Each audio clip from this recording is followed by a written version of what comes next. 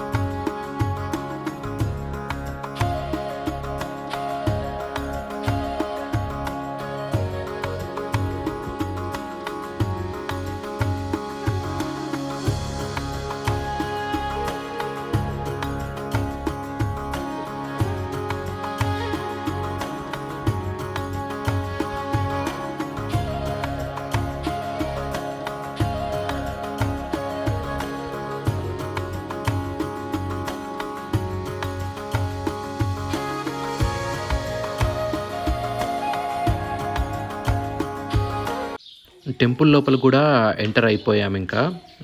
చాలా బాగుంటుంది టెంపుల్. యాక్చువల్గా అయితే ఇది అంటే పురాతన టెంపుల్ ఇది.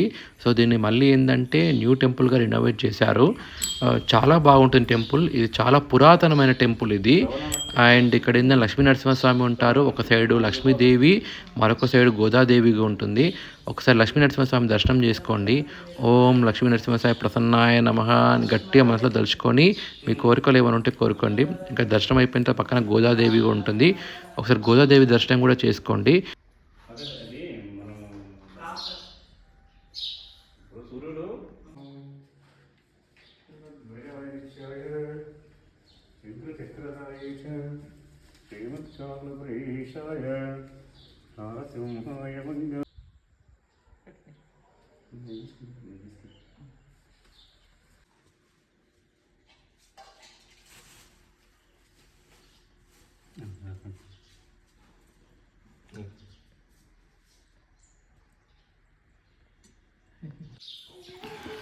నమస్తే నరసింహాయ ప్రహ్లాదలాదదాయినే హిరణ్యాకశిపూర్వక్షః శిలకంఠానకాలాయే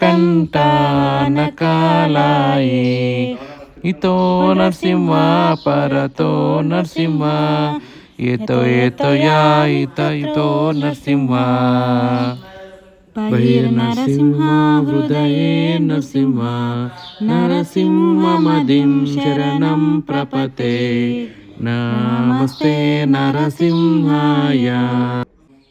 ఒక్కసారి ఈ ఆలయం గురించి మరియు ఈ ప్రాంతం గురించి మనం ఇక్కడున్న పంతులు గారిని అడిగి తెలుసుకుందాం. పంతులు గారి మాటల్లోనే విందాం ఈ ఆలయం గురించి మొత్తం కూడా. మా పేరు తులసి వెంకటేష్. శ్రీ లక్ష్మీనరసింహస్వామి దేవస్థానం, గ్రామం కాల్వ, మండల్ దిలావర్పూర్, జిల్లా నిర్మల్ గల శ్రీ లక్ష్మీనరసింహస్వామి దేవాలయం పురాతన దేవాలయం. ఇది చాలా ప్రాచీన కాలం నుండి, అంటే ఔరంగజేబు పరిపాలించిన సమయంలో ఉన్న దేవాలయం. ఇక్కడ దేవాలయంలో ఈశాన్య భాగంలో కోనేరు పుష్కరిణి, ఆ పుష్కరిణి ఉంది. పుష్కరిణిలో అక్కడ ఉగాది నుండి ఉగాది వరకు వాళ్ళ జలం 6 రకాలుగా మారుతుంది. అంటే ఋతువు మారినట్టు 6 ఋతువులు మారినట్టు 6 రకాలుగా జలం మారుతుంటుంది. అందులో స్నానం ఆచరించడం వల్ల ఎన్నో పాపాలు, రోగాలు, సంతానం లేని వారికి సంతానం అయ్యే అవకాశాలు ఉంటాయి. నెక్స్ట్ అక్కడ స్నానం ఆచరించి గుట్ట చుట్టూ ప్రదక్షిణ చేయడం. గుట్ట అంటే అది స్వయంభూగా వెలిసిన క్షేత్రం. అక్కడ మునులు తపస్సు ఆచరించిండ్రు పూర్వము. అయితే ఆ గుడిలో పౌర్ణమికి అమావాస్యకు మునులు భజనలు కీర్తనలు చేసేవాళ్ళు. అయితే సంతానం లేని వారికి సంతానం, పెళ్లి కాని వారికి పెళ్లి, ఉద్యోగం, వ్యాపారం అటువంటి వారికి ఇక్కడ తపస్సు ఆచరిస్తే వారికి భజనల కీర్తనలు వినిపించేవారి కళలు. తర్వాత వారికి ఏదన్నా ఆరోగ్యం ప్రాబ్లం ఉండి ఇక్కడ తపస్సు ఆచరిస్తే స్వామివారు వచ్చి కళలో తీర్థప్రసాదాలు ఇవ్వడం జరుగుతుంది. అయితే వైశాఖ మాసం పౌర్ణమికి స్వామివారి కళ్యాణం ఉంటుందండి. ఆ కళ్యాణం ఉత్సవాలు 11 రోజులు బ్రహ్మోత్సవాలు నడుస్తాయి. ఆ స్వామివారి కళ్యాణం రోజు ఉదయం 11 గంటలకు గరుడ ముద్దలు ఇస్తారు. ఆ గరుడ ముద్దలు సంతానం లేని వారు గరుడ ముద్దలు తీసుకుంటే ఆ స్వామివారి ప్రసాదం వల్ల సంతానం కానీ అవకాశం ఉంది. ఇక్కడ ఈ పచ్చబొట్టు, మేము బొట్టు తయారు చేసేది మండ పసుపుతో తయారు చేస్తాము.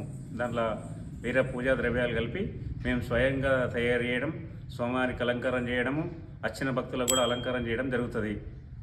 జై శ్రీమన్నారాయణ.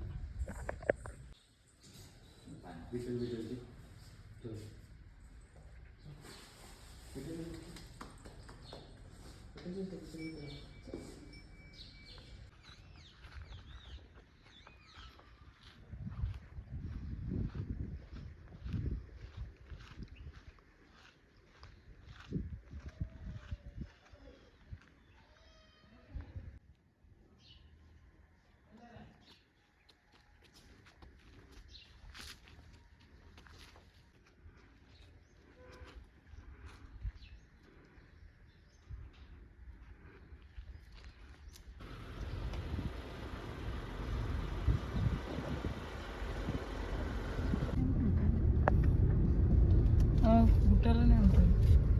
అటు మీదికి ఎక్కుతుండే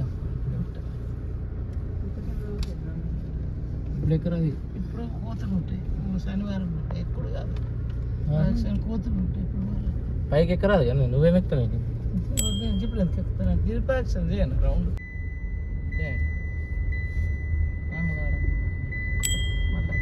మమ్మీ మీరు నాకు సెంటర్ శాంతంగా ఉండదు.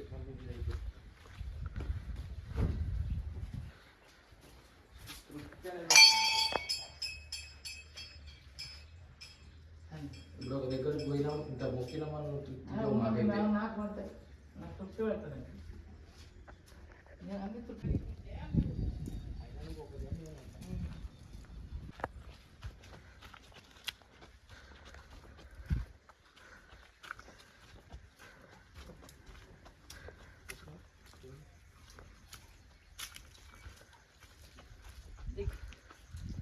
చెట్టు జంబి చెట్టు ఈ ఆకులు ఎండబెట్టి ఉంచిన